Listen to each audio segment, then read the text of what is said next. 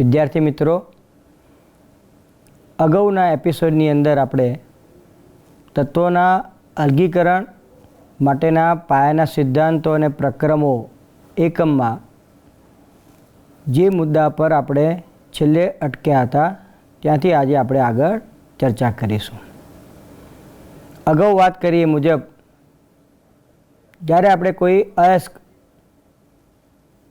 ધાતુની જે અયસ્ક છે એને તેના ઓક્સાઇડ સંયોજનમાં આપણે રૂપાંતરિત કર્યા બાદ તેનું રિડક્શન કરી અને ધાતુ મેળવવી હોય તો એ માટે મહત્ત્વના બે સિદ્ધાંતોને ધ્યાનમાં લેવા જરૂરી છે. પહેલો સિદ્ધાંત છે ઉષ્માગતિશાસ્ત્રનો સિદ્ધાંત અને બીજો છે વીજ રસાયણનો સિદ્ધાંત. અગાઉના ધોરણ 11માં આપણે અભ્યાસ કરી ચૂક્યા છીએ મુજબ ઉષ્માગતિશાસ્ત્રની અંદર જે અલગ અલગ અવસ્થા વિધેયોનો અભ્યાસ કરવામાં આવે છે તે અંતર્ગત મુક્ત ઉર્જા અવસ્થા વિધેય દ્વારા આપણે મહત્ત્વની બાબત પ્રક્રિયા માટે જાણી શકીએ છીએ અને તે છે પ્રક્રિયાની સ્વયંસ્ફુરિતા. એ માટે આપણે થર્મોડાયનેમિક્સની અંદર એટલે કે ઉષ્માગતિશાસ્ત્રમાં G = H - Ts સૂત્ર જોઈ ગયા છીએ. તો અહીં આપણે રાસાયણિક પ્રક્રિયા માટે જો ડેલ્ટા G બરાબર delta H - T delta S સૂત્રને ધ્યાનમાં લઈએ તો ડેલ્ટા G એટલે કે પ્રક્રિયાનો મુક્ત ઉર્જાનો ફેરફાર ડેલ્ટા H અને ડેલ્ટા S ઉપર આધાર રાખશે. સાથે સાથે તે તાપમાન ઉપર પણ આધાર રાખે છે. મિત્રો, જો ડેલ્ટા Hનું મૂલ્ય ઋણ હોય, ડેલ્ટા Sનું મૂલ્ય ધન હોય તો સરવાળે ડેલ્ટા Gનું મૂલ્ય ઋણ થાય છે. માટે તે પ્રક્રિયા આપમેળે થાય છે તેમ આપણે કહી શકીએ. સાથે સાથે જો તાપમાન વધારવામાં આવે તો ડેલ્ટા Gનું મૂલ્ય વધુ ઋણ મળશે. પરિણામ સ્વરૂપ ઊંચા તાપમાને તે પ્રક્રિયા આપમેળે થાય છે તેમ આપણે કહી શકીએ. બીજા કિસ્સામાં જો ડેલ્ટા Hનું મૂલ્ય ધન હોય પણ ઊંચા તાપમાને T ડેલ્ટા Sનું મૂલ્ય જો ડેલ્ટા H કરતાં વધારે થાય તો તે પરિસ્થિતિમાં પણ પ્રક્રિયાનો મુક્ત ઉર્જાનો ફેરફાર ઋણ હોય છે. માટે પ્રક્રિયા આપમેળે થાય છે. એટલે ઊંચા તાપમાને આવી પ્રક્રિયાઓ સ્વયંસ્ફુરિત છે તેમ કહી શકાય. તો મિત્રો, અહીંયા આગળ ઉષ્માગતિશાસ્ત્રના આ સિદ્ધાંતને આપણે રિડક્શન પ્રક્રિયા માટે ઉપયોગમાં લઈશું. તો અહીંયા આગળ જ્યારે ધાતુ ઓક્સાઇડનું રિડક્શન કોઈ યોગ્ય રિડક્શન કરતા વડે કરવામાં આવે તો એ રિડક્શન કરતા પદાર્થનું ઓક્સિડેશન થાય છે અને ધાતુ ઓક્સાઇડનું રિડક્શન થઈ ધાતુ મુક્ત થાય છે. તો આ પ્રક્રિયાના સંદર્ભમાં જો આપણે ડેલ્ટા Gનું મૂલ્ય ઋણ મેળવી શકતા હોઈએ તો એનો અર્થ એવો થાય કે અહીં વપરાતો રિડક્શન કરતા પદાર્થ સરળતાથી ધાતુ ઓક્સાઇડનું રિડક્શન કરી ધાતુ મુક્ત કરી શકે છે. એટલે કે રિડક્શન કરતા પદાર્થ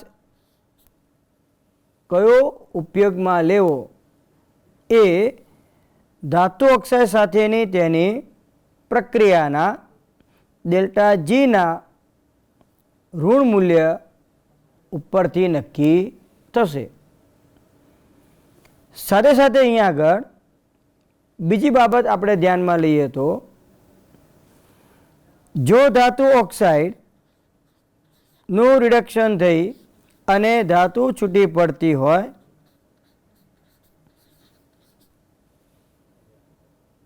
અને જો કોઈ રિડક્શન કરતા પદાર્થ કાર્બન લઈએ અને તેના ઓક્સિડેશનથી કાર્બન મોનોક્સાઇડ બનતો હોય તો અહીં આપણે આ બે પ્રક્રિયાઓના સંયુગ્મન સ્વરૂપે કહી શકીએ છીએ કે ધાતુ ઓક્સાઇડનું રિડક્શન કાર્બન વડે થઈ શકે કે નહીં. કારણ આ બે પ્રક્રિયાઓના સરવાળા સ્વરૂપે આપણને જે પ્રક્રિયા પ્રાપ્ત થાય છે એ પ્રક્રિયાનો ડેલ્ટા જી જો ઋણ મૂલ્યનો મળશે તો આપણે કહી શકીએ કે ધાતુ ઓક્સાઇડનું કાર્બન વડે સહેલાઈથી રિડક્શન થઈ શકે છે. તો આ માટે અહીં ઓક્સાઇડના નિર્માણ માટેની પ્રક્રિયા ડેલ્ટા જી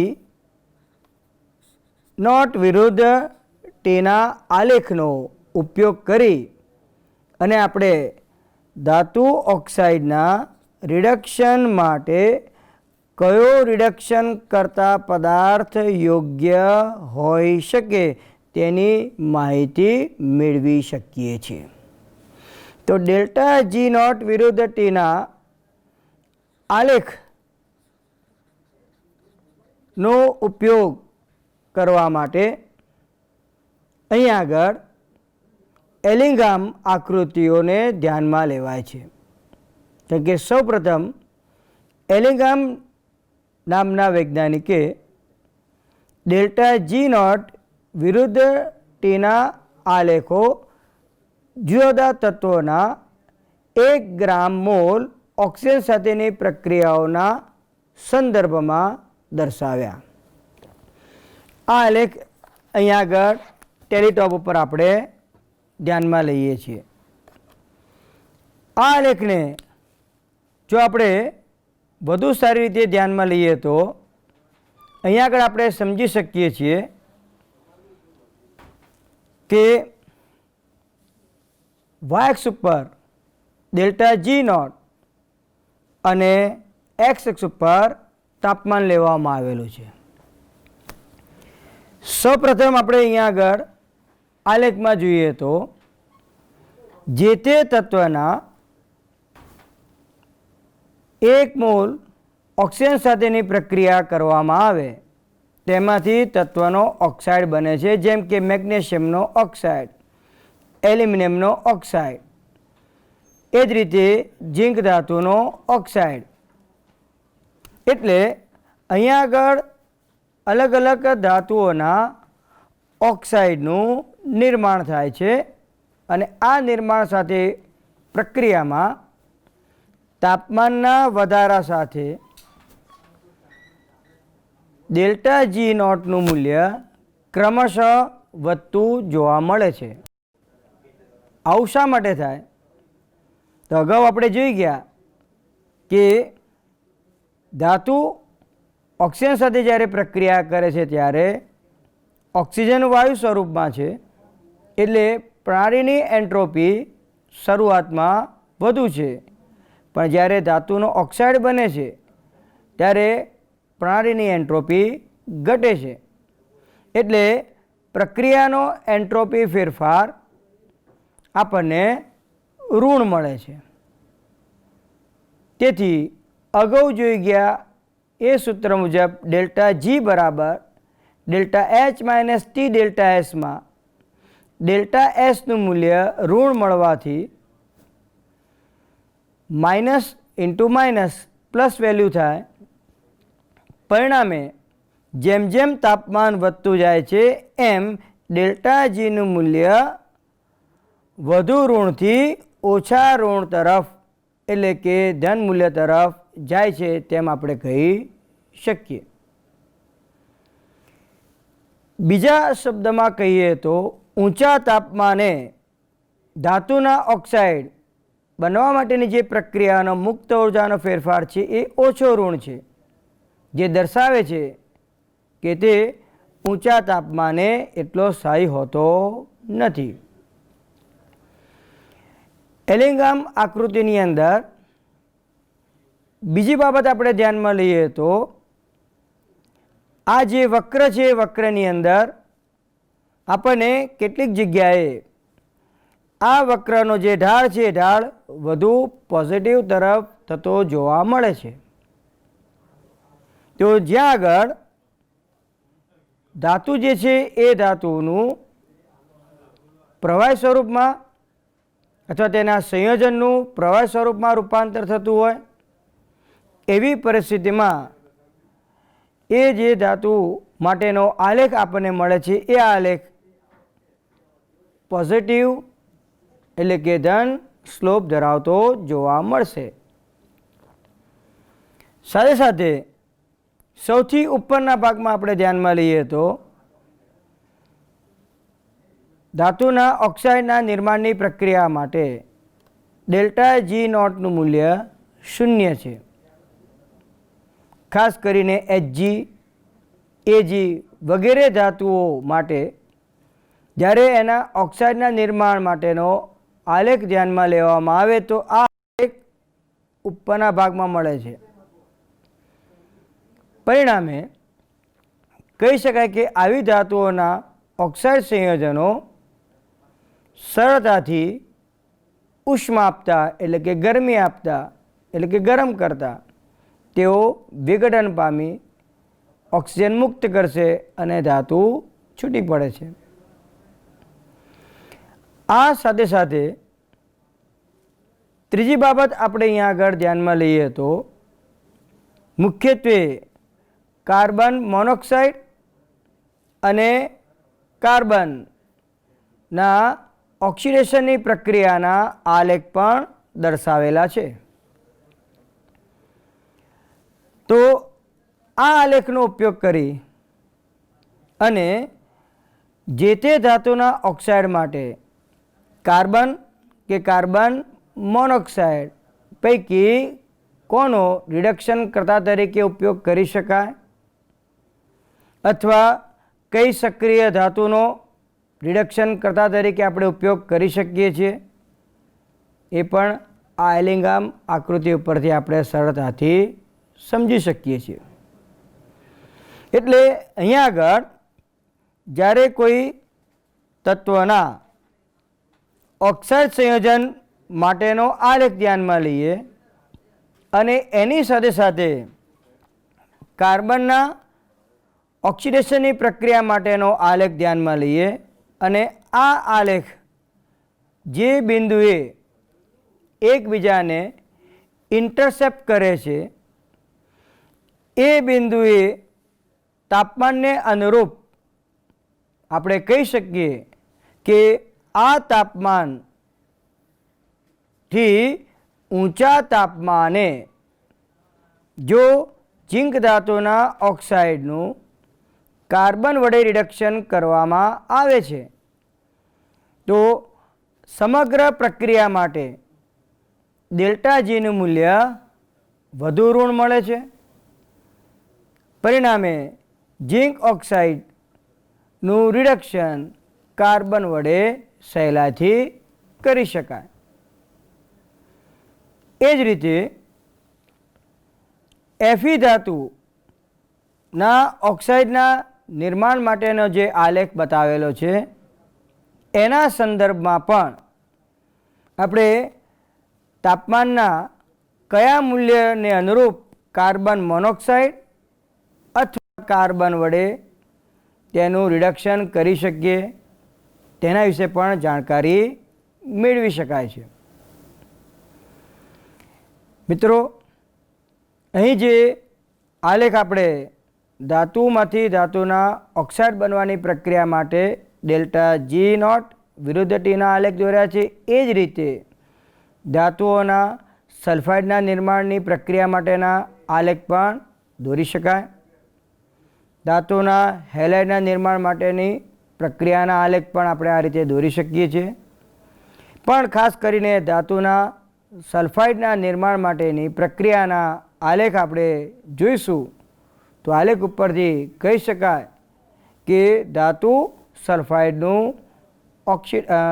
સલ્ફાઇડનું રિડક્શન કરી ધાતુ મેળવવી ખૂબ મુશ્કેલ હોય છે. મિત્રો, અહીં બીજી એક વસ્તુ આપણે ધ્યાનમાં લઈએ તો એલિંગામ આકૃતિ ઉપરથી આપણે જે તે તત્વના ઓક્સાઇડનું અથવા ધાતુ તત્વના ઓક્સાઇડનું રિડક્શન કરવા માટે કયો રિડક્શન કરતા વાપરો છે તે નક્કી તો કરી શકીએ છીએ, પરંતુ આ પ્રક્રિયાના વેગ વિશે માહિતી આ આલેખ ઉપરથી મળતી નથી.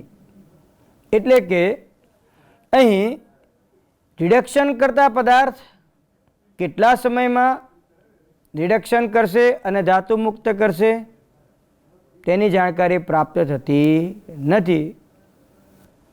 સાથે સાથે બીજી બાબત તો આ જે આકૃતિઓ છે અથવા તો આ જે આલેખ છે એ આલેખ ડેલ્ટા જી નોટ અને સંતુલન અચળાંક ઉપરના સંબંધ ઉપર આધારિત છે. જ્યારે આપણે ધાતુ ઓક્સાઇડનું રિડક્શન કરીએ છીએ ત્યારે આપણે સતત નિપજોને દૂર કરતા રહીએ છીએ. સાથે સાથે પ્રક્રિયકો અથવા નિપજો ઘન અવસ્થામાં પણ હોઈ શકે. એટલે કે અહીં સંતુલન પ્રક્રિયાઓ દરેક તબક્કે પ્રાપ્ત થઈ અને ડેલ્ટા જી નોટની વેલ્યુ જે છે એ આપણે નક્કી કરીએ તો એ મૂલ્ય આપણને સાચા અર્થમાં અહીંયા આગળ સંતુલન અચળાંક સાથેનો સંબંધ દર્શાવતું નથી. તેમ છતાં પણ કયા યોગ્ય તાપમાને આપણે ધાતુ ઓક્સાઇડનું યોગ્ય રિડક્શન કરતા વડે રિડક્શન કરી શકીએ છીએ તેની માહિતી આપણને અચૂક પ્રાપ્ત થાય છે. એનો આપણે આગળ અભ્યાસ પણ કરીશું. અહીં આ બાબતને ધ્યાનમાં લઈએ તો જ્યારે ધાતુ ઓક્સાઇડનું વિઘટન થઈ અને ધાતુ પ્રાપ્ત થાય છે તો આ ધાતુ ઘન અથવા પ્રવાહી અવસ્થામાં આપણને પ્રાપ્ત થશે. બરાબર.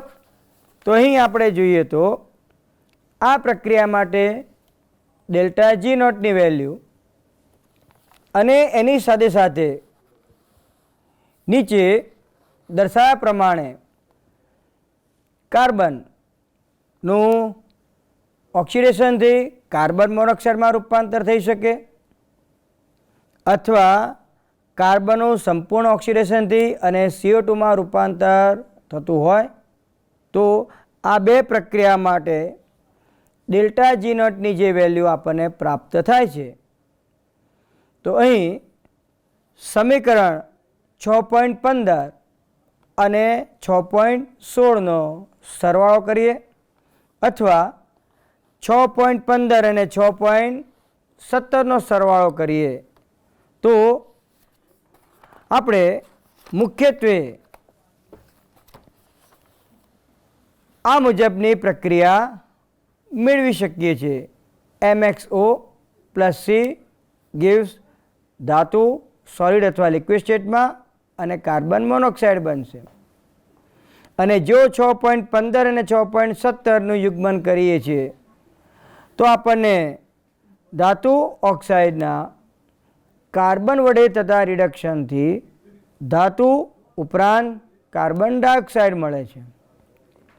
તો અહીં આપણે જો આ પ્રક્રિયાનો એટલે કે 6.18 અને 6.19 પ્રક્રિયાઓ પૈકી જે પ્રક્રિયા માટે ડેલ્ટા જી નોટનું મૂલ્ય ઋણ મળશે તો એ પ્રક્રિયા સરળતાથી આપમેળે થાય છે એમ આપણે કહી શકીએ. એ જ રીતે જો કાર્બન મોનોક્સાઇડ વડે રિડક્શન કરવામાં આવતું હોય તો અહીંયા કાર્બન મોનોક્સાઇડનું ઓક્સિડેશનથી કાર્બન ડાયોક્સાઇડ બને છે. એટલે અગાઉ 6.4 પ્રક્રિયા જે હતી એ પ્રક્રિયા અને આ પ્રક્રિયા 6.20 બંનેનું યુગ્મન કરવામાં આવે તો ધાતુ ઓક્સાઇડનું રિડક્શન કાર્બન મોનોક્સાઇડ વડે કરતાં આપણને ધાતુ પ્રાપ્ત થઈ અને કાર્બન ડાયોક્સાઇડ નીપજ મળશે. તો મિત્રો અહીં આપણે જે ધાતુ ઓક્સાઇડના રિડક્શન માટે કાર્બન કે કાર્બન મોનોક્સાઇડનો ઉપયોગ કરી શકીએ છીએ એના વિશેની જે જાણકારી પ્રાપ્ત થાય છે એ જ પ્રકારની જાણકારીનો ઉપયોગ અહીં આપણે ફરી એલિગામ આકૃતિ ઉપરથી એલ્યુમિનિયમ શા માટે પ્રબળ રિડક્શન કરતા તરીકે વપરાય છે એને પણ આપણે ઉપયોગમાં લઈ શકીએ છીએ, ધ્યાનમાં લઈ શકીએ છીએ. ધારો કે ક્રોમિયમ ધાતુ માટેનો આલેખ ધ્યાનમાં લેવામાં આવે તો ક્રોમિયમ ધાતુ માટેનો જે એલિગામ ડાયાગ્રામ મળશે એ એલ્યુમિનિયમ ધાતુ માટેના ઓક્સાઇડના નિર્માણની પ્રક્રિયા માટેના આલેખની ઉપરના ભાગમાં મળે છે. પરિણામે ક્રોમિયમના ઓક્સાઇડ કરતાં એલ્યુમિનિયમનો ઓક્સાઇડ વધુ સ્થાયી છે એમ આપણે કહી શકીએ. માટે ક્રોમિયમના ઓક્સાઇડ Cr2O3નું જો એલ્યુમિનિયમ વડે રિડક્શન કરવામાં આવે તો સરવાળે એટલે કે એકંદરે જે યુગ્મન પ્રક્રિયા માટે ડેલ્ટા G0ની વેલ્યુ મળશે એ ઋણ મળે છે, જે દર્શાવે છે કે ક્રોમિયમના ઓક્સાઇડનું એલ્યુમિનિયમ વડે રિડક્શન કરી શકાય છે, એટલે કે એલ્યુમિનિયમ રિડક્શન કરતા તરીકે ઉપયોગી છે. તો મિત્રો અહીં આપણે જે બાબત છે એ બાબતને એક કોયડા સ્વરૂપે ધ્યાનમાં લઈએ તો મેગ્નેશિયમ એલ્યુમિનિયાનું રિડક્શન કરે તેની શરતો દર્શાવો.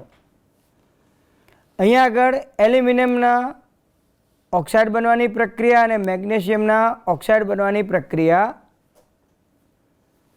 એલિગામ આકૃતિમાં દર્શાવવામાં આવેલ છે. તો અહીં આગળ આકૃતિની અંદર જે એ બિંદુ ચિહ્નિત કરવામાં આવેલ છે જેને આપણે પ્રતિચ્છેદન બિંદુ તરીકે ઓળખાવીશું. તો આ પ્રતિચ્છેદન બિંદુએ ડેલ્ટા G0ની વેલ્યુ 0 થાય છે, બરાબર. અને જ્યારે આ પ્રક્રિયાના સંદર્ભમાં આપણે જોઈએ તો એ પ્રતિચ્છેદન બિંદુથી નીચા બિંદુએ મેગ્નેશિયમ એલ્યુમિનિયાનું રિડક્શન કરી શકે છે, પણ એ પ્રતિચ્છેદન બિંદુથી ઊંચા બિંદુએ મેગ્નેશિયમ એલ્યુમિનિયાનું રિડક્શન કરી શકશે નહીં. તો મિત્રો આ પ્રમાણે આપણે એલિગામ આકૃતિનો ઉપયોગ કરી અને અહીં દર્શાવેલા મુદ્દાને ધ્યાનમાં લઈએ તો કે જ્યારે ડેલ્ટા G0નું મૂલ્ય આપણને કુલ પ્રક્રિયા માટે પ્રતિચ્છેદન બિંદુએ આપણને જો ઋણ મળતું હશે તો એ પ્રતિચ્છેદન બિંદુએ એટલે કે યોગ્ય તાપમાને આપણે ધાતુના ઓક્સાઇડનું રિડક્શન કરી અને સરળતાથી આપણે ધાતુ મેળવી શકીએ છીએ. ઉપરાંત એ પ્રતિચ્છેદન બિંદુએથી નીચા તાપમાને પ્રક્રિયા કરવા જઈશું તો ધાતુ ઓક્સાઇડનું રિડક્શન શક્ય બનતું નથી. એટલે એલિગામ આકૃતિ ઉપરથી આપણે ધાતુના ઓક્સાઇડનું નિયત કયા તાપમાને રિડક્શન કરવું જોઈએ તેના વિશેની પણ જાણકારી પ્રાપ્ત થશે. તો મિત્રો, અહીંયા આગળ આ બાબતનો ઉપયોગ આપણે આયનની જે અયસ્ક છે એ અયસ્કના રિડક્શન કરી અને આયન ધાતુ મેળવવા માટેની જે વાતપટ્ટીમાં થતી પ્રક્રિયા છે એ પ્રક્રિયાને આપણે અહીં ધ્યાનમાં લઈએ છીએ. તો મિત્રો, અહીંયા આગળ જ્યારે વાતપટ્ટીની અંદર ગરમ હવા નીચેના ભાગમાંથી પસાર કરવામાં આવે છે, ઉપરના ભાગમાંથી જ્યારે અયસ્ક લાઇમસ્ટોન અને કોકનું યોગ્ય પ્રમાણ ધરાવતું મિશ્રણ ઉમેરવામાં આવે તો નીચેના ભાગમાં કોકના દહનથી એટલે કે કાર્બનના દહનથી કાર્બન મોનોક્સાઇડ ઉત્પન્ન થાય છે અને સાથે સાથે ખૂબ ઊંચું તાપમાન પ્રાપ્ત થશે. કારણ આ પ્રક્રિયા ઉષ્મા ક્ષેપક છે એટલે વિપુલ પ્રમાણમાં ઉષ્મા ઉત્પન્ન થાય છે. એટલે વાતપટ્ટીમાં નીચેના ભાગમાં ઊંચું તાપમાન હોય છે, મધ્ય ભાગની અંદર આપણે જોઈ શકીએ છીએ તાપમાન પ્રમાણમાં નીચા ભાગ કરતાં ઓછું છે અને ઉપરના ભાગમાં તાપમાન ક્રમશઃ ઘટતું જાય છે. મિત્રો, અહીં આગળ પણ આપણે મુખ્યત્વે Fe ધાતુના ઓક્સાઇડનું રિડક્શન કાર્બન વડે થાય છે તો એના માટેની યુગ્મન પ્રક્રિયા આપણે ધ્યાનમાં લઈએ. 2 FeO gives Fe plus 1 of O2 માટે ડેલ્ટા G નોટ અને carbon plus 1 of O2 gives CO માટે ડેલ્ટા G નોટ. આ બે પ્રક્રિયાઓના સરવાળા સ્વરૂપે આપણને જે પ્રક્રિયા પ્રાપ્ત થાય છે એ પ્રક્રિયાનો ડેલ્ટા G નોટ જો ઋણ હશે તો આપણે અહીંયા આગળ કહી શકીએ છીએ કે કાર્બન વડે આપણે FeOનું સરળતાથી રિડક્શન કરી શકીશું. સાથે સાથે FeOનું રિડક્શન કાર્બન વડે કરવા માટે કયું યોગ્ય તાપમાન જરૂરી બનશે તેના વિશેની માહિતી પણ આપણે અહીંયા આગળ મેળવી શકીએ છીએ. મિત્રો, બીજી બાબત અહીંયા આગળ આપણે ધ્યાનમાં લઈએ તો વાતભટ્ટીમાં જ્યારે Feના ઓક્સાઇડનું રિડક્શન થાય છે ત્યારે તાપમાનના બે અલગ ગાળામાં જેમ કે 500 કેલ્વિનથી 800 કેલ્વિન તાપમાનના ગાળામાં Fe ધાતુના ઓક્સાઇડનું રિડક્શન કાર્બન મોનોક્સાઇડ વડે થાય છે. એના માટેની ક્રમશઃ પ્રક્રિયાઓ અહીંયા આગળ દર્શાવેલી છે. જ્યારે 900 થી 1500 કેલ્વિન તાપમાનના ગાળામાં અહીં Fe ધાતુના ઓક્સાઇડનું કાર્બન વડે રિડક્શન થઈ Fe ધાતુ મુક્ત થશે અને કાર્બન મોનોક્સાઇડ ઉત્પન્ન થાય છે. તો મિત્રો, અહીં તાપમાનના બે અલગ અલગ ગાળામાં Fe ધાતુના ઓક્સાઇડનું અનુક્રમે કાર્બન મોનોક્સાઇડ અને કાર્બન વડે રિડક્શન શા માટે થઈ શકે છે એને અહીં આપણે આ આલેખ દ્વારા સમજી લઈએ.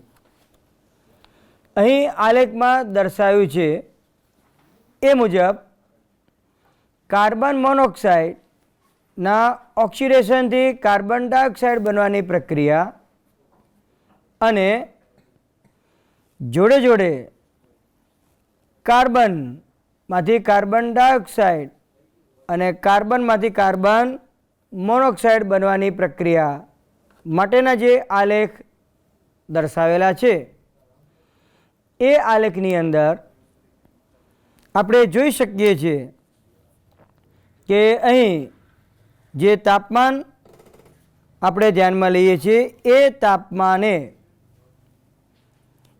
Fe ધાતુના ઓક્સાઇડના નિર્માણની પ્રક્રિયા અને કાર્બન મોનોક્સાઇડના દહનની જે પ્રક્રિયા છે એ પ્રક્રિયા માટે અને કાર્બનના ઓક્સિડેશનથી કાર્બન મોનોક્સાઇડની પ્રક્રિયા માટેના જે આલેખો છે એ આલેખ અહીંયા આગળ અલગ અલગ તાપમાને એકબીજાને ઇન્ટરસેપ્ટ કરે છે. પ્રતિચ્છેદિત બિંદુ અહીંયા આગળ આપણે ધ્યાનમાં લઈએ તો આ બિંદુએ કાર્બનના ઓક્સિડેશનનો આલેખ અને Fe ધાતુના ઓક્સિડેશનનો જે આલેખ છે એ આલેખ અહીંયા આગળ પ્રતિચ્છેદિત થાય છે. આ પ્રતિચ્છેદન બિંદુએ અહીંયા આગળ જે દર્શાવવામાં આવ્યું છે 473 કેલ્વિન તાપમાને, આ તાપમાનથી જો આપણે તાપમાન ઊંચું લઈ જઈએ છીએ તો સ્વાભાવિક રીતે કાર્બનના ઓક્સિડેશનથી કાર્બન મોનોક્સાઇડ બનવાની પ્રક્રિયા માટેનો ડેલ્ટા G નોટ અને Feના ઓક્સાઇડ બનવાની જે પ્રક્રિયા ડેલ્ટા G નોટના મૂલ્યમાં મોટો તફાવત જોવા મળે છે.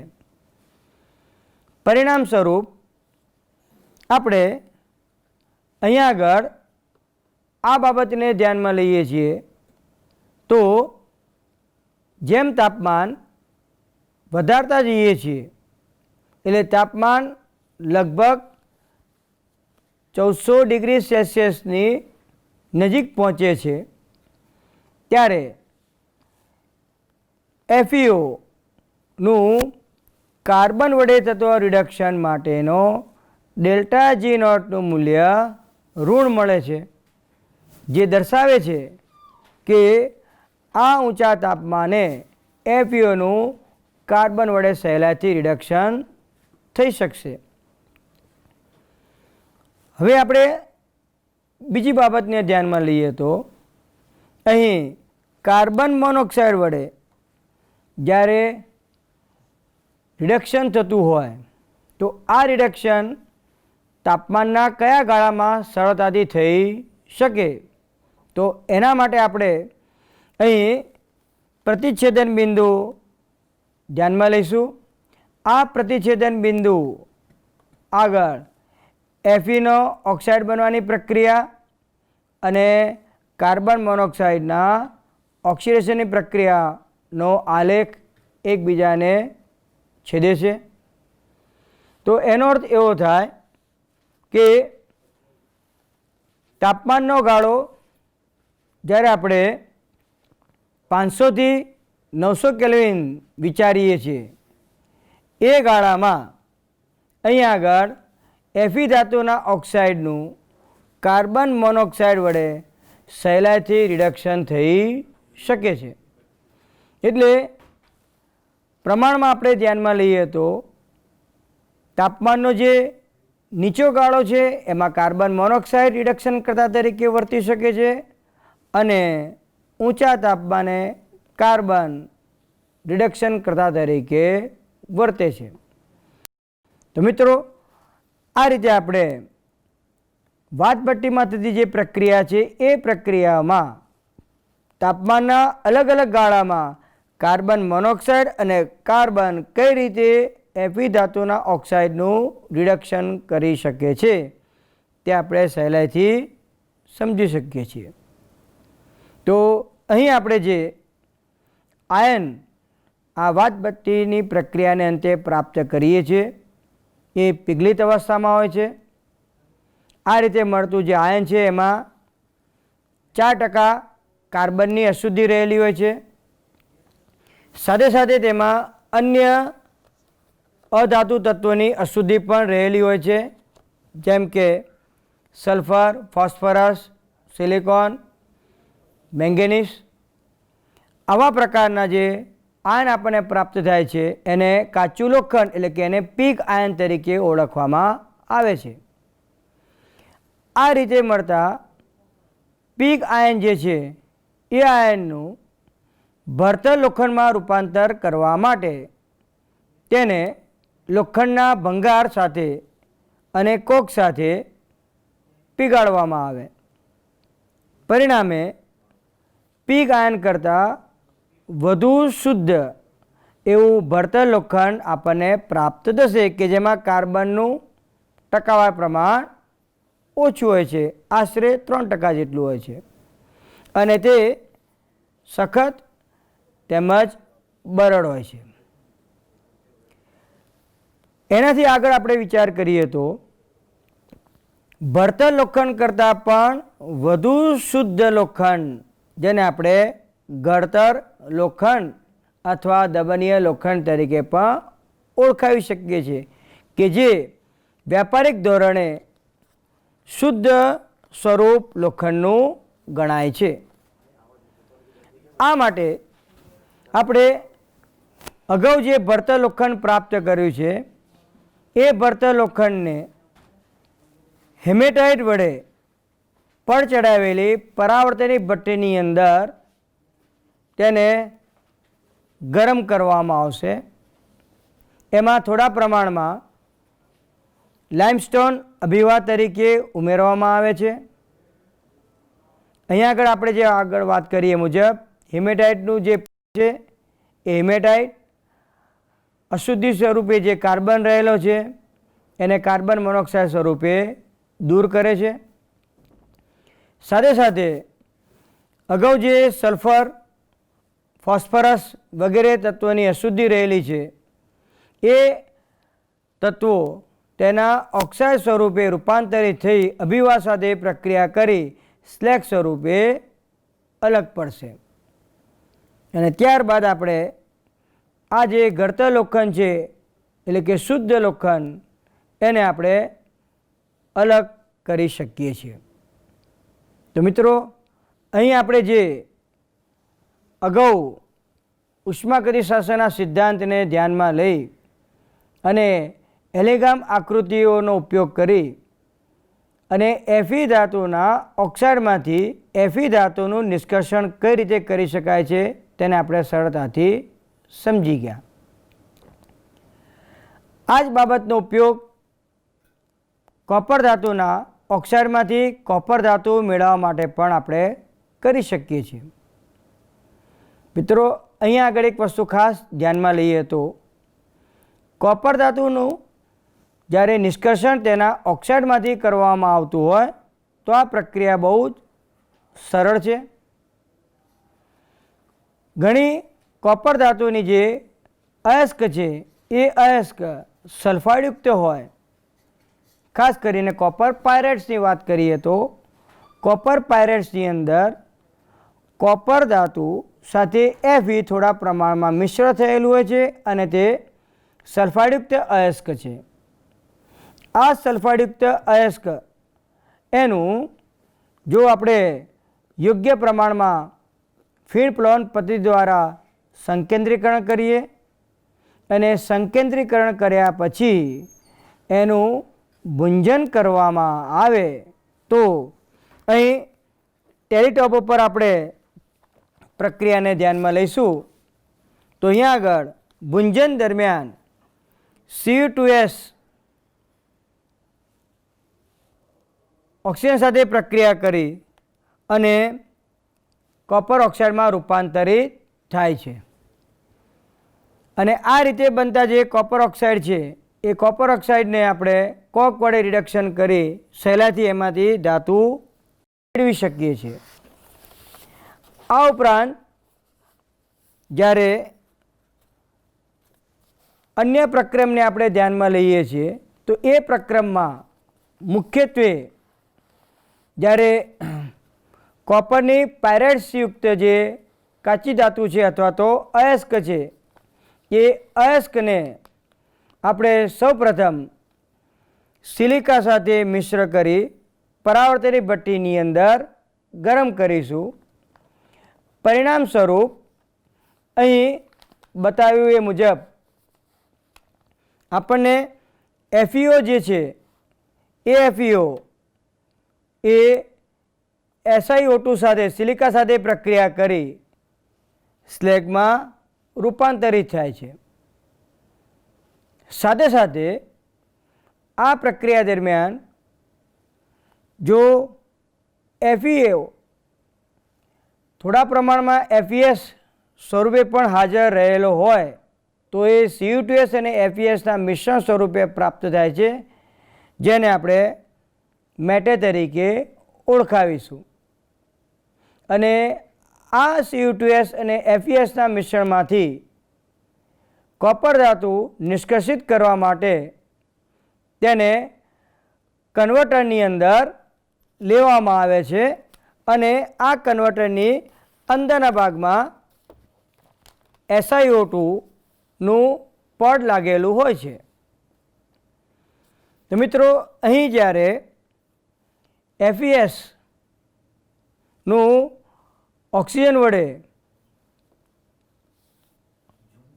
ઓક્સાઇડમાં રૂપાંતર થાય છે ત્યારે જોડે જોડે સલ્ફર ડાયોક્સાઇડ પણ ઉત્પન્ન થાય છે અને આ સલ્ફર ડાયોક્સાઇડ એ દૂર થઈ જાય છે અને FeO SiO2 સાથે પ્રક્રિયા કરી સ્લેગ સ્વરૂપે દૂર થશે.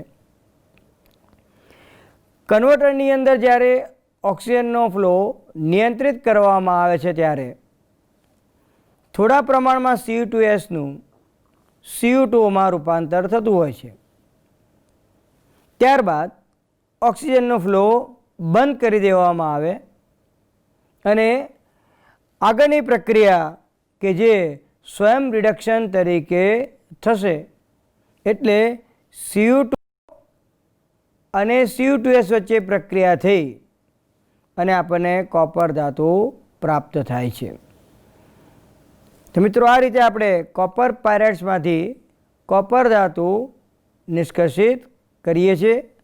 અગાઉ વાત કરી તે મુજબ આ તબક્કે અહીંયા આગળ આપણે જે SiO2નો ઉપયોગ કર્યો એ વાસ્તવમાં ફ્લક્સ તરીકે વર્તે છે કે જે આયનની અશુદ્ધિ રહેલી છે એ આયનની અશુદ્ધિને સ્લેગ સ્વરૂપે દૂર કરવામાં મદદરૂપ થાય છે. Fe ધાતુનો ઓક્સાઇડ બેઝિક છે, માટે આપણે એસિડિક ફ્લક્સનો અહીંયા આગળ ઉપયોગ કર્યો. મિત્રો, આ રીતે જે કોપર ધાતુ પ્રાપ્ત થાય છે એ કોપર ધાતુને જ્યારે આપણે ઘન સ્વરૂપમાં મેળવીએ છીએ ત્યારે આ મિશ્રણ ધીમે ધીમે ઠંડુ પડતું જાય છે, તેમ તેમ સપાટી પરથી સલ્ફર ડાયોક્સાઇડ વાયુ છૂટો પડતો હોવાથી તેની જે સપાટી છે સપાટી ઉપર ફોલ્લા પડ્યા હોય તેવું આપણને જોવા મળે. એટલે આ રીતે પ્રાપ્ત થતા કોપરને આપણે બ્લિસ્ટર કોપર તરીકે ઓળખાવીએ છીએ. આવી જ એક પદ્ધતિમાં ઝીંક ધાતુના ઓક્સાઇડમાંથી ઝીંકનું નિષ્કર્ષણ કરવા માટે કાર્બનનો આપણે રિડક્શન કરતા તરીકે ઉપયોગ કરીશું. પણ ઝીંક ધાતુના ઓક્સાઇડનું રિડક્શન પ્રમાણમાં ઊંચા તાપમાને કરવું પડે છે. કારણ એટલું જ છે કે અગાઉ આપણે જે એલિંગામ આકૃતિ જોઈ ગયા એ મુજબ અહીંયા આગળ પ્રતિચ્છેદન બિંદુ પ્રમાણમાં ઊંચું મળે છે, માટે ઊંચા તાપમાને ઝીંક ઓક્સાઇડનું કાર્બન વડે રિડક્શન કરી અને ઝીંક ધાતુ આપણે મેળવી શકીએ છીએ. આ રીતે મળતી ઝીંક ધાતુ કે જે લિક્વિડ સ્ટેટમાં અથવા ગેસિયસ સ્ટેટમાં હોય તો એનું શીતન કરી અને ઝીંક ધાતુ મેળવી શકાય છે. બીજો પણ અહીંયા આપણે ધ્યાનમાં લઈએ તો ગરમ કરવાના હેતુ માટે ધાતુના ઓક્સાઇડની કોક અને માટી સાથેની નાની ઈંટો બનાવવામાં આવતી હોય છે. તો મિત્રો, આ રીતે આપણે અલગ અલગ ધાતુઓના ઓક્સાઇડમાંથી તેની અયસ્કમાંથી ધાતુનું નિષ્કર્ષણ કઈ રીતે કરી શકાય છે તે આપણે ઉષ્મા ગતિશાસ્ત્ર દ્વારા સરળતાથી સમજી ગયા. વીજ રાસાયણિક સિદ્ધાંત મુજબ જ્યારે આપણે પ્રક્રિયાનો E0 એટલે કે વીજ રાસાયણિક પદ્ધતિ મુજબ રેડોક્સ પ્રક્રિયા માટે જે E0 નું મૂલ્ય આપણે નક્કી કરીએ છીએ, તો આ E0 નું મૂલ્ય જો પ્લસ હોય તો ડેલ્ટા G0 બરાબર માઇનસ NF E0 મુજબ ડેલ્ટા G0 ની વેલ્યુ ઋણ થાય છે. માટે પ્રક્રિયા સ્વયંભૂ થશે, આપમેળે થશે અથવા સરળ છે. પણ જો E0 નું મૂલ્ય આપણને માઇનસ મળે તો ડેલ્ટા G0 ની વેલ્યુ પ્લસ થાય છે. પરિણામે તે રેડોક્સ પ્રક્રિયા આપમેળે થઈ શકતી નથી. તો મિત્રો, અહીં આ બાબતને આપણે ધ્યાનમાં લઈએ અને અહીંયા આગળ બે પ્રક્રિયાઓ અને તેના પ્રમાણિત પોટેન્શિયલને આપણે ધ્યાનમાં લઈએ તો અનુક્રમે અહીંયા આગળ Fe ધાતુના આયન Fe+2 ના રિડક્શન માટેની પ્રક્રિયાનો પોટેન્શિયલ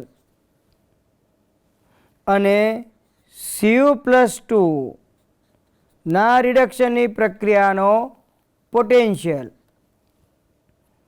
આ બંને પ્રક્રિયાઓના પોટેન્શિયલ ઉપરથી આપણે કહી શકીએ છીએ કે Fe ધાતુ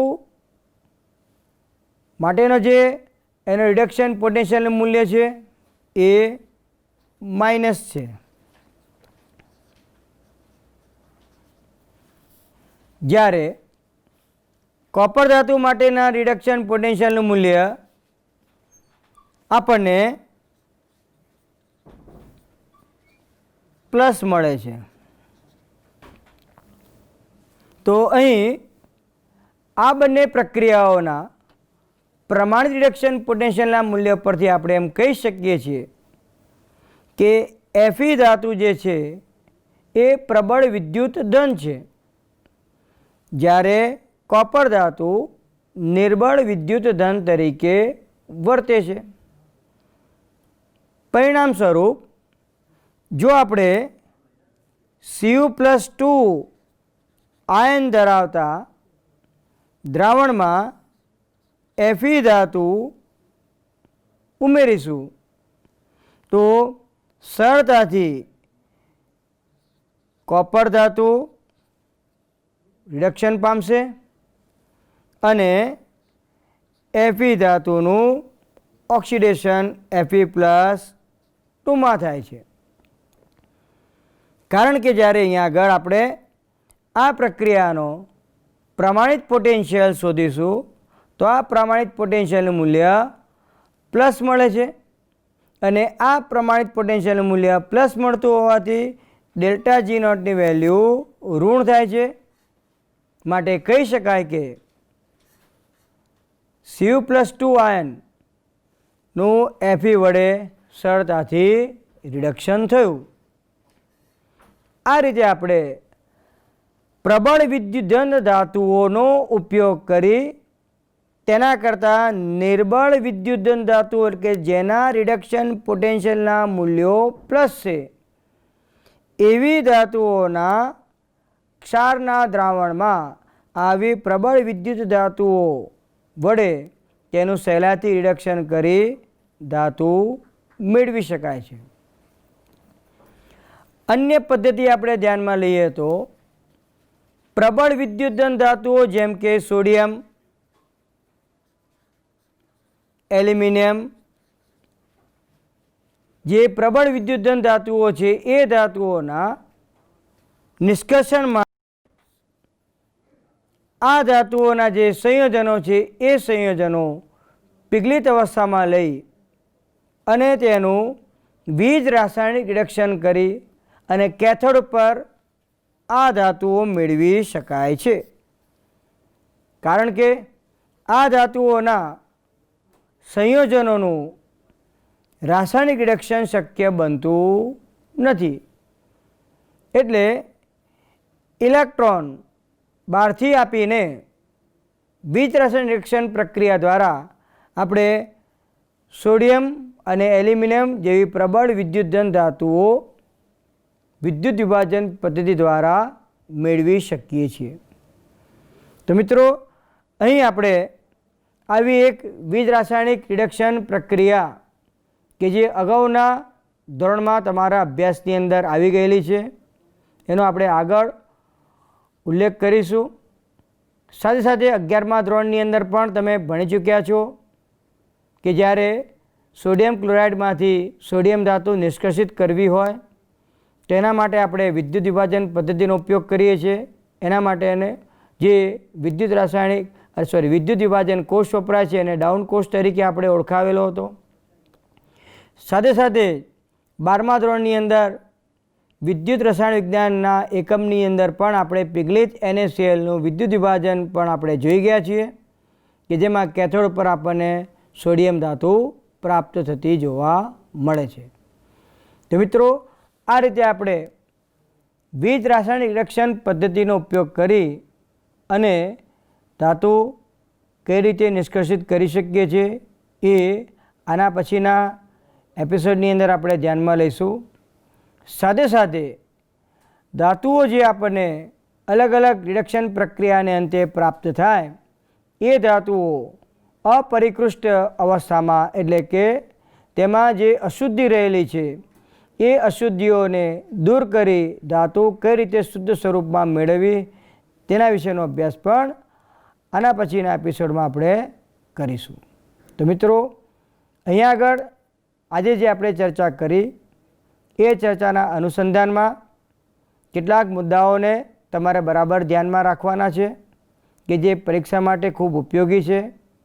અન્ય સ્પર્ધાત્મક પરીક્ષા માટે પણ આજે જે આપણે ચર્ચા કરી ચૂક્યા છીએ એના જે સિદ્ધાંતો છે એ સિદ્ધાંતો ખાસ ધ્યાનમાં રાખવાના રહેશે.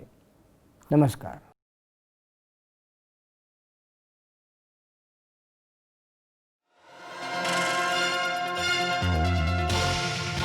When learning is fun, then examination is a celebration. Believe me.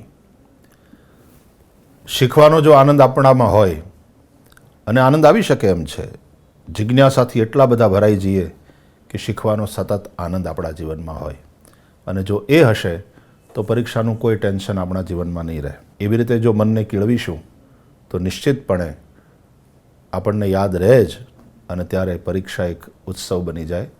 આપ સૌને પરીક્ષાઓ માટેની ખૂબ ખૂબ શુભકામના, અને પ્રભુને એવી પ્રાર્થના, આપ સૌના હૃદયમાં બેઠેલા ઈશ્વરને એવી પ્રાર્થના કે આપ સૌ તણાવ મુક્ત થઈ અને પરીક્ષા આપો અને ખૂબ સારું પ્રદર્શન કરો. ખૂબ ખૂબ શુભકામના. આપણે મોટા સાગર તરફ પ્રયાણ કરવાનું છે. આ અઘરું છે, ધીરજની કસોટી છે. પણ ધીરજની કસોટી જે છે એ જ મનુષ્ય હોઈ શકે. જે મનુષ્યમાં ધૈર્ય ન હોય, આવનારા દિવસોની તાકાત ન હોય, એ મનુષ્ય તરીકે નિષ્ફળ જાય છે. તો આપણે સફળ બનવું છે, સફળતાની સીડી સુધી, સિદ્ધિ સુધી પહોંચવું છે. તો આકાશ તો બરસેગા आज कल या परसों या फिर बरसों के बाद. आकाश तो बरसेगा आज कल या परसों या फिर बरसों के बाद. बीज होना चाहिए, मिट्टी से भी प्यार होना चाहिए. अब प्रेम ये याद રાખો કે આપણે જીવન પ્રત્યેનો પ્રેમ, સમાજ પ્રત્યેનો પ્રેમ, રાષ્ટ્ર પ્રત્યેનો પ્રેમ, પરિવાર પ્રત્યેનો પ્રેમ, આપણા પોતાના પ્રત્યેનો પ્રેમ, આ પ્રેમ જ આપણને કામ આવશે. અને આમાં તમે એકલા નથી, તમારી સાથે લાખોની સંખ્યામાં છે વિદ્યાર્થી. બધાની એક સરખી સમસ્યા છે. कुछ लम्हे कुछ यादें, ये कहानी मेरी भी और तेरी भी. छू लो ऊंचा आसमां, ये उड़ान मेरी भी तेरी भी. તો આ જ્ઞાન પ્રાપ્તિ કરવાની છે. આ પહેલો પડાવ છે. અને પહેલાંય પડાવમાં જે કંઈ જ્ઞાન પ્રાપ્ત કરવું છે એ જ્ઞાનને મનુષ્યત્વની સાથે જોડજો, માણસાઈ સાથે જોડજો. અને આવનારા દિવસોમાં મારા સૌની આપ સૌને ખૂબ ખૂબ શુભેચ્છાઓ છે. આગે બઢો, હસતા રહો, જિંદગીમાં ગો અહેડ, આગે બઢો.